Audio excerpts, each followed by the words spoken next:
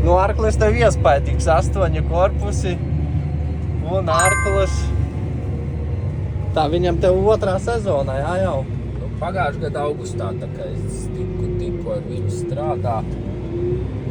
Cik tev tagad aptuveni hektārus esi aparis ar viņu?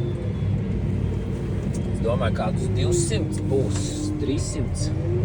Kaut kas tāds tajās robežās. Neesmu pat skaitījis īsti. Bet es skatos, tā vadība uz aizmugurē ar viņu brauktu baigi jāpiešaujās. Reizē jāstūrē un vēl ar to sekcijām jādarbojas. Cik ilgi laika aizņēma iemācīties ar viņu?